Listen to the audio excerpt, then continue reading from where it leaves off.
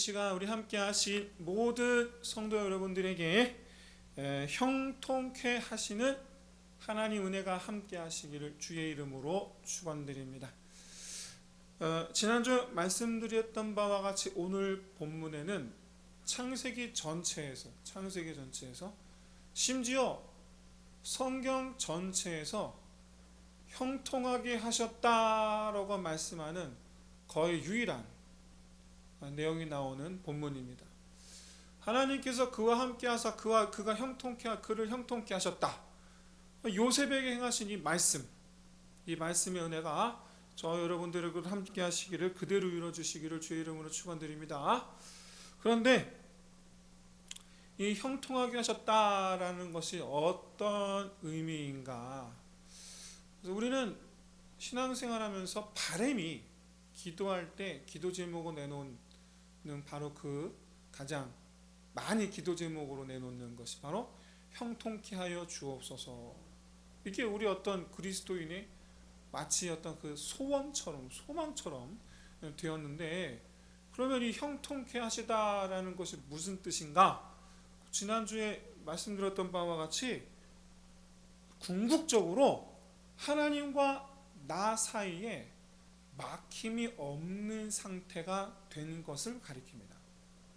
여러분, 인생 살면서 하나님과 나 사이에 막힘이 있는 상태와 없는 상태가 얼마나 큰 결과를 가지고 오는가, 이에 대해서 우리가 충분히 경험하였으리라고 생각하고, 그런 가운데서 가장 인생의, 저는 사실 이런 표현 좋아하지 않는데, 인생의 성공에 있어서 가장 큰, 가장 중요한 핵심 키는 바로 하나님과 나 사이에 막힌담이 없는 상태, 바로 형통함이다.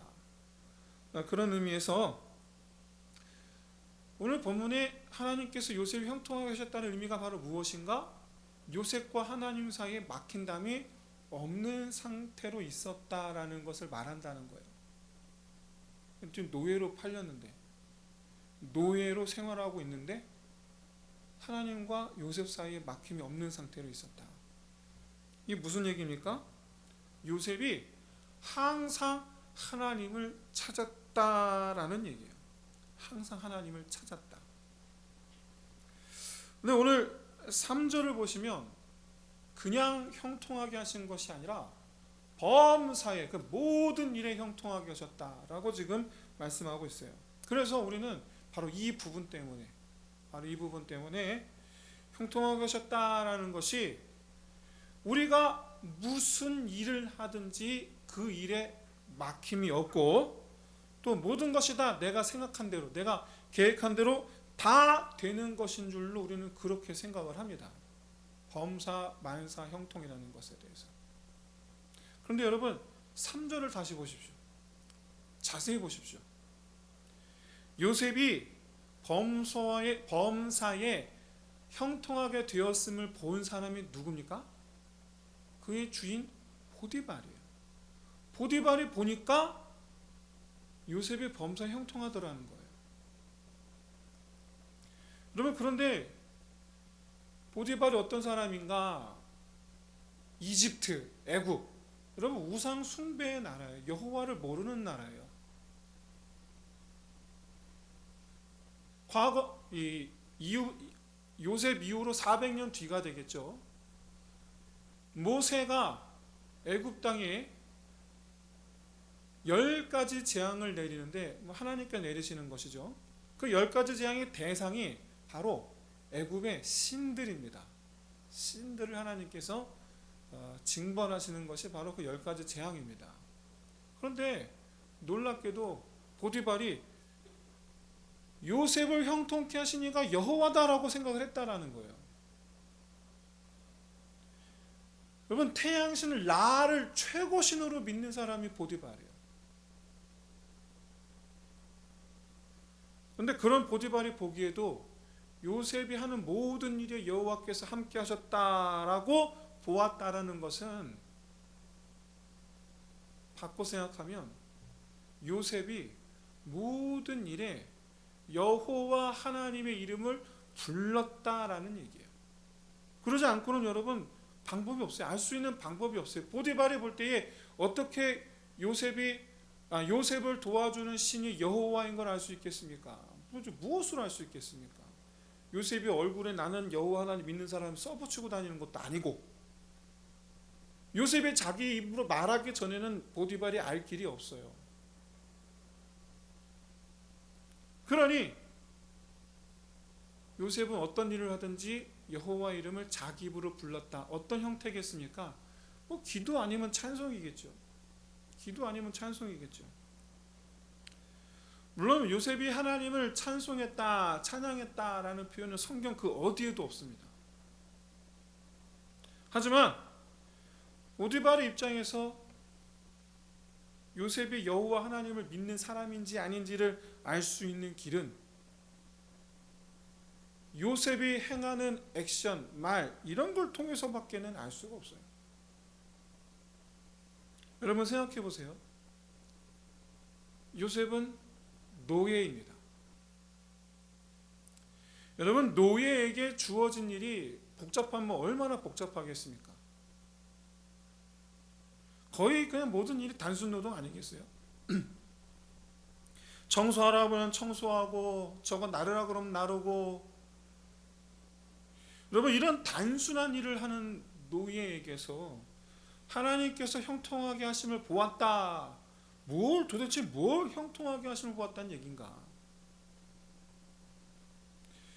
이건 요셉이 일을 잘하는 것을 말하는 것이 아니라는 것을 알 수가 있어요. 여러분 보디발 집에 여러분 노예가 요셉 하나뿐이겠습니까? 파라오 이집트 왕의 친위 대장쯤이면 여러분 그 집의 노예 한두 사람이 아니겠죠. 청소할 때 여러분 요셉만 청소하겠습니까? 무거운 짐 나르라. 그 짐 나를 때 요셉만 짐 나르겠습니까? 얼마나 많은 노예들이 거기 같이 하겠어요. 그런데 거기서 유달리 다른 노예들과 비교해 달라 보였다라는 거죠. 그게 뭐냐? 그 이유가 뭐냐? 어떤 분은 그것을 성실함이라고 생각하실지도 모르겠어요. 성실함. 요셉은 다른 노예들과는 달리 매우 성실했다라는 거죠. 그 얘기는 반대로 뒤집어 보면 다른 노예들은 다 게으름 피우고 눈치 보고 억지로 일을 했다, 그런 얘기가 되겠죠. 하지만 정말 단지 그것뿐일까? 요셉이 달라 보였던 게 정말 그것뿐일까? 다른 노예들과 구별되어 보이는 그 성실함 때문에 요셉이 하나님을 잘 믿는 사람, 하나님께서 요셉을 형통케 하신다라고 그렇게 생각했던 것일까? 아니죠. 아니에요. 그건 모두가 다 알 정도로 하나님을 요셉이 찾은 거예요. 무거운 거 나를 때도 하나님을 찬송하고, 청소할 때도 찬송하고, 밥을 먹기 전에도, 잠을 자기 전에도 항상 기도하며 찬송하는 거예요. 이건 다니엘이 그랬고, 무엇보다 여러분 예수님께서 그러셨어요. 예수님께서.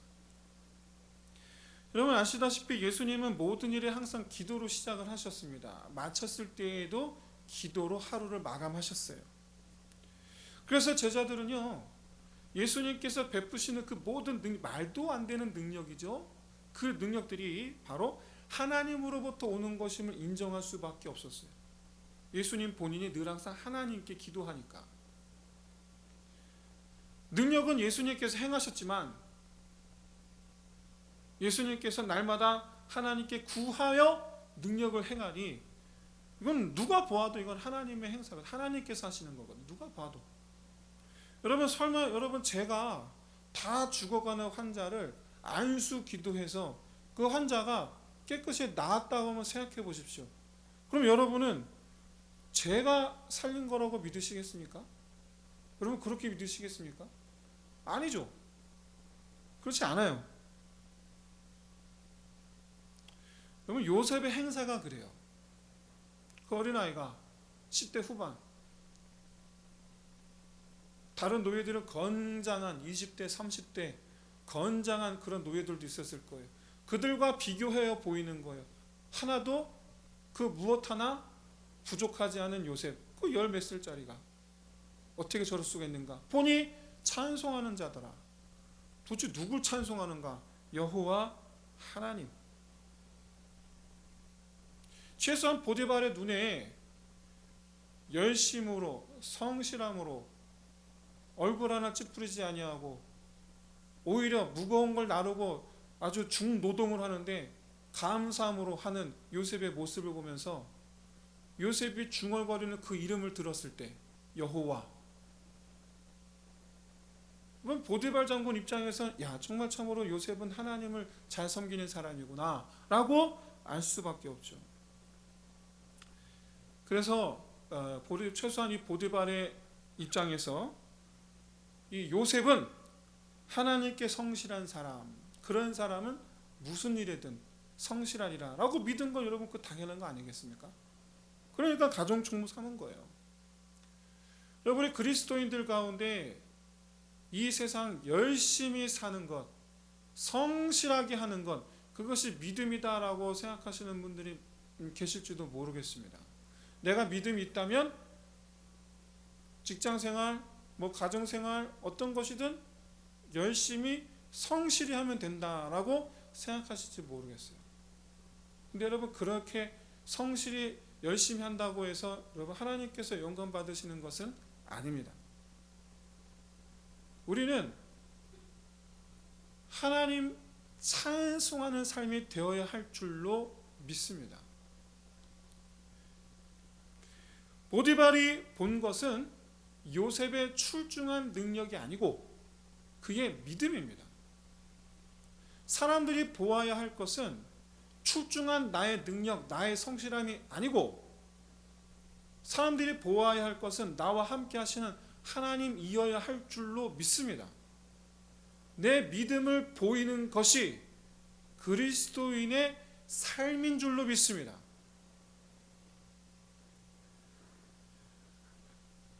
최소한 이 보디발은 야 저런 사람이면 내가 믿고 맡길 수 있겠다 맡겼는데 그 뒤에 일어난 일이 뭡니까? 그럼 성경을 보십시오. 보디발의 모든 소유에 하나님의 복이 임합니다. 여기서 말하는 복은 물질 복이죠. 구원의 복이 아니고 물질의 복입니다. 물질의 복. 보디발은 요셉을 믿었을 뿐인데 요셉 때문에 하나님으로부터 복을 받는 거죠. 그건 누가 보아도 그건 요셉의 능력이 아니고 요셉이 믿는 여호와 하나님 때문이라는 것을 알 수밖에 없어요. 그래서 어떻게 하느냐? 이제는 아예 음식을 제외한 모든 걸 다 요셉에게 맡겨버립니다. 여러분 이거 요셉 때문에 맡긴 거 아닙니다. 하나님 때문에 맡긴 거예요. 사랑하는 성도 여러분, 사회생활에서 우리 그리스도인들이 가장 힘들어하는 것이 뭘까요? 도대체 어떤 게 제일 힘들어할까요? 보통 직장생활하는 분들에게 물어봤을 때 뭐가 제일 힘드니까? 라고 물어봤을 때 이렇게 들어보면 업무, 당연히 업무가 너무 많아요. 야근도 해야 되고 업무, 사람관계, 상사와의 관계, 동료와의 관계. 특히 여러분 직장들마다 그 작은 사회 안에 작은 정치들이 있잖아요. 소위 말하는 줄이라는 게 있고 그런 관계, 그런 가운데서 내 정체성의 문제, 나는 그리스도인인가 아닌가 이런 부분을 포함해서 나는 지금 무엇하고 있나 이런 정체성의 문제, 그냥 쳇바퀴 도는 듯한 그런 삶 속에서 점점 잃어가는 삶의 의욕, 이걸 어떻게 다시금 의욕적으로 변화시킬 수 있을까? 이것도 고민 중에 하나라고 해요. 잃어버린 방향성, 내가 이러려고 내가 이 회사 온 게 아닌데 그러면서 방황하는 마음들, 그리고 기본적으로 채워지지 않는 욕구, 이런 것들이 현재 직장인들이 겪는 문제라고 합니다. 이런 게 보면 어느 거 하나 쉬운 게 하나도 없어요. 맞아요. 그런데 그리스도인들은 이런 것들보다도 더 하기 어려워하는 그게 하나가 있다고 합니다. 바로 뭐냐면 직장 안에서 내가 그리스도인으로 사는 거. 그게 제일 어렵대요.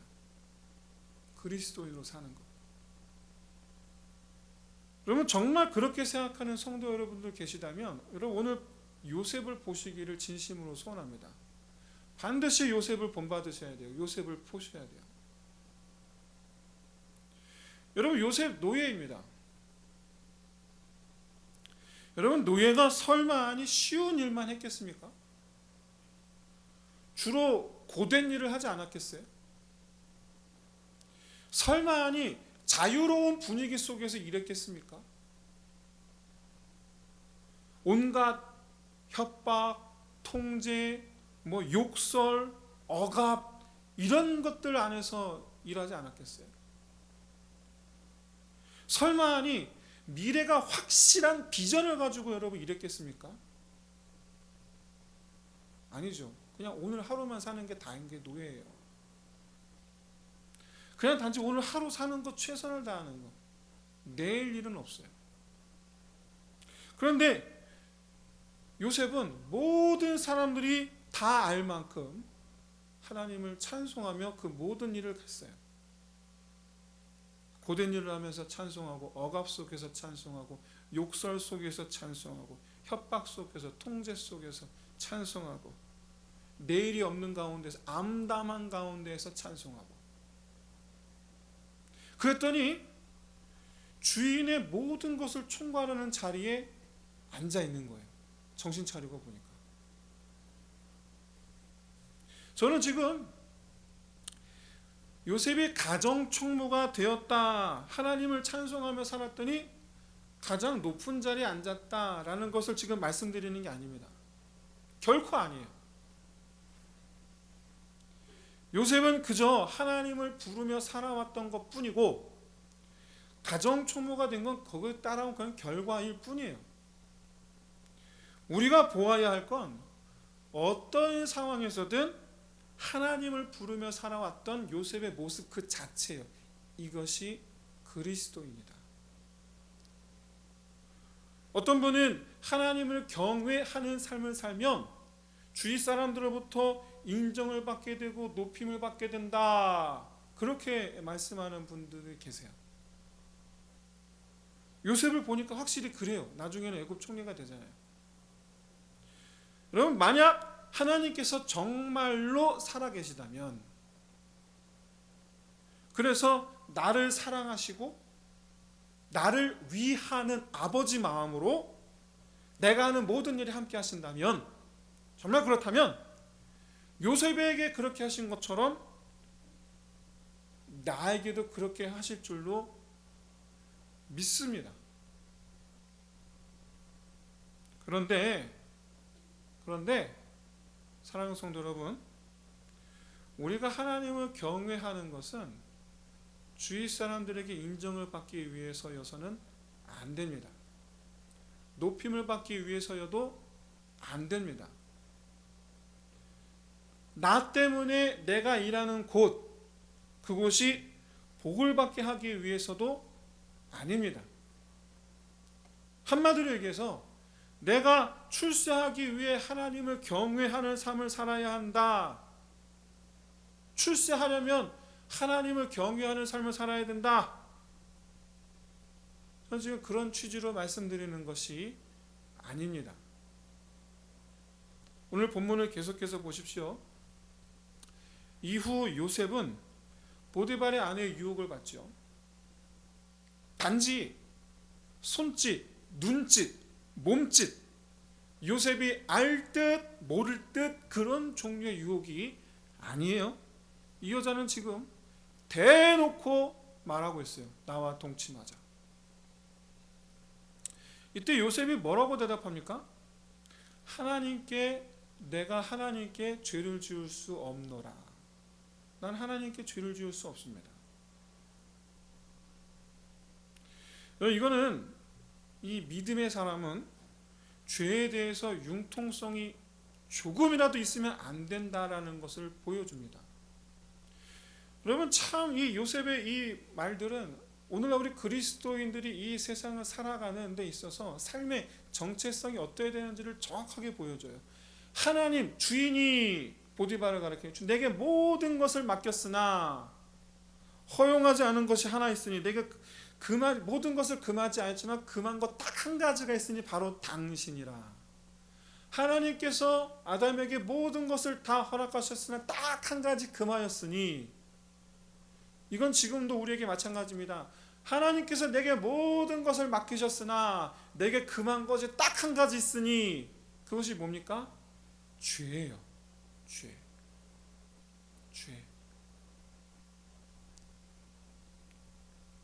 여러분 죄에 대해서만큼은 일절 타협함이 없는 사람이 되어야 그것이 믿음의 사람인 것을 믿으시기를, 받아들이시기를 진심으로 소원합니다. 왜냐하면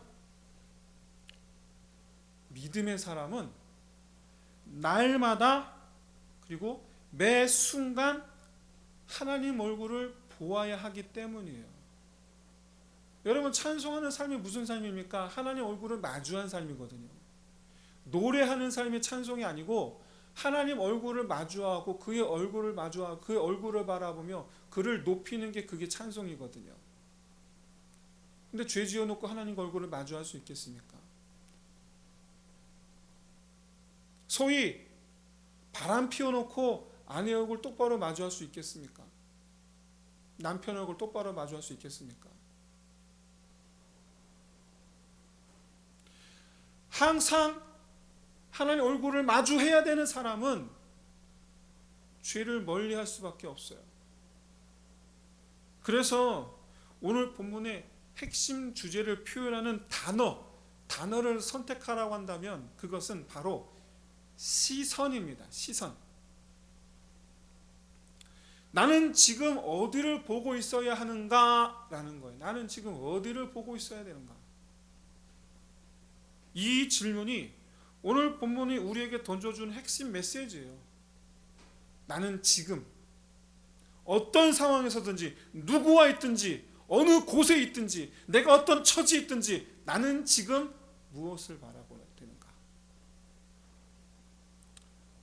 이 말은 요셉은 지금까지 하나님 때문에 성실했고 최선을 다했고 몸가짐 마음가짐 바로 했고 하나님 보시기에 완전한 자 되기를 힘썼을 뿐이다.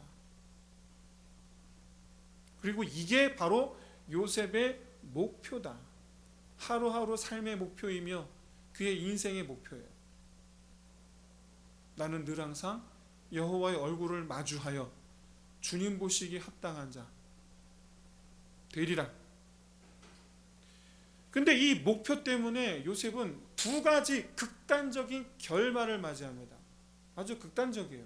하나는 높임을 받은 가정 총무가 되었다. 모든 사람들과 높임받는 가정 총무가 되었다. 또 다른 하나는 바로 사형수가 된 거예요. 사형수. 참고로 요셉이 갇히게 된 이 감옥은 왕의 감옥이라고 표현되어 있는데 이 왕의 감옥은 반역자들이 가는 곳입니다. 즉 사형수들이 가는 곳이에요. 다음 주에 보겠습니다.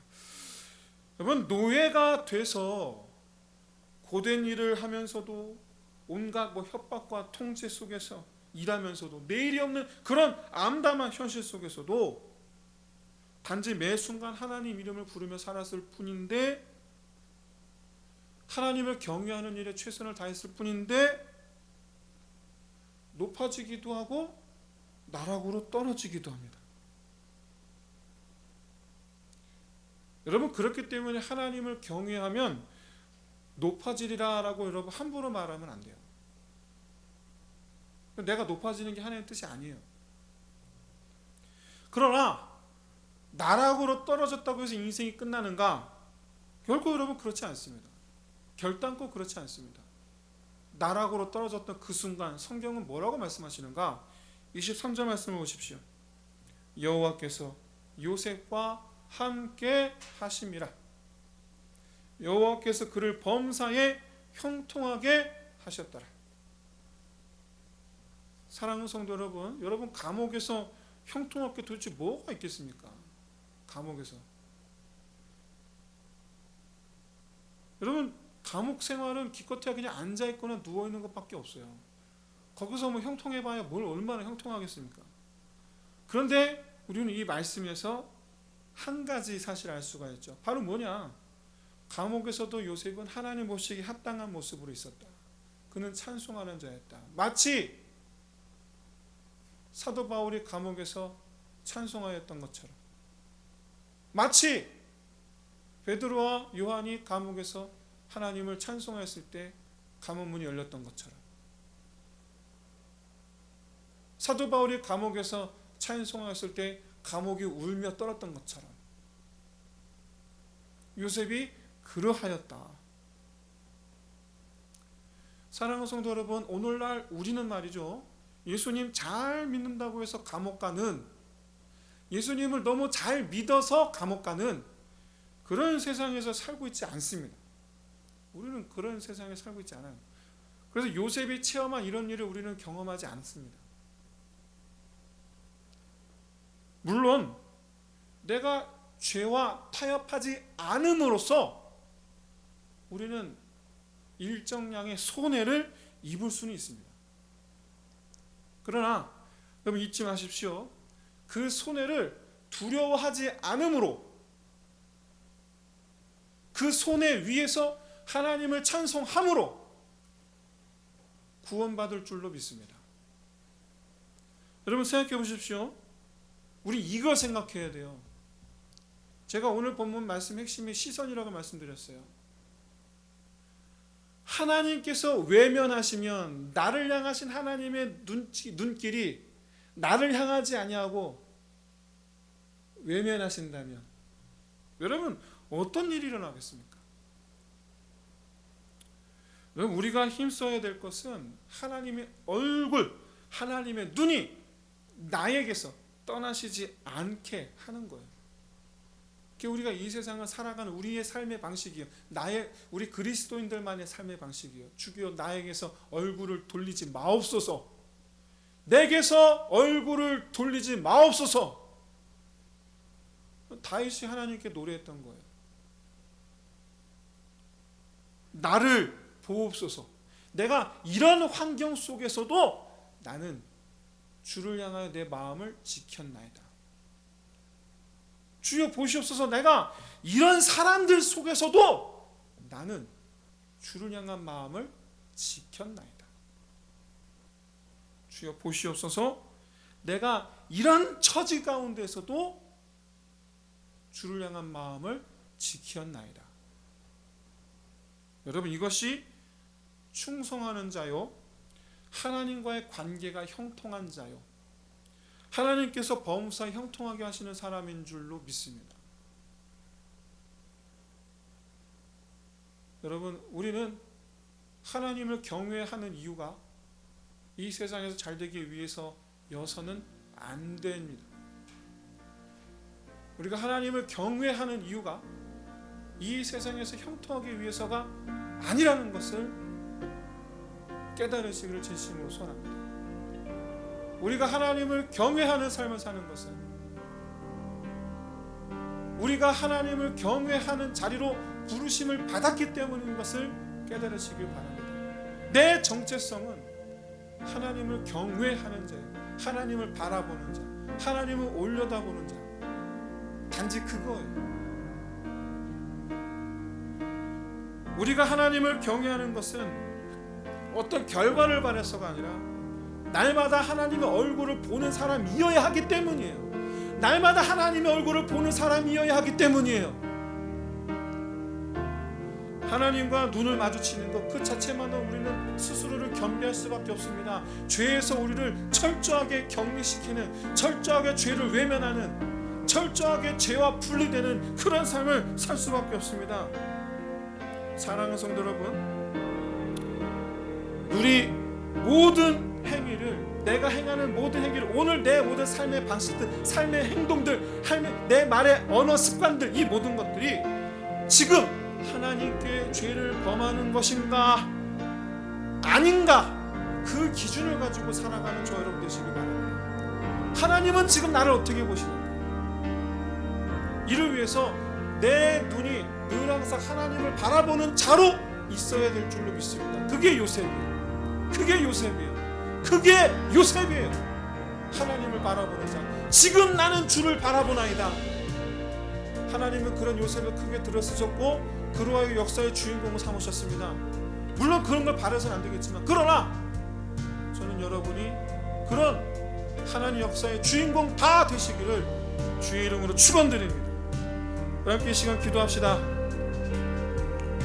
어디서든 무엇을 하든 하나님과 얼굴을 마주한 자 되기를, 하나님 얼굴을 바라보는 자 되기를, 그리고 하나님 앞에 죄 범하는 자 되지 않기를, 우리 두 가지로 함께 기도하는 시간을 갖겠습니다.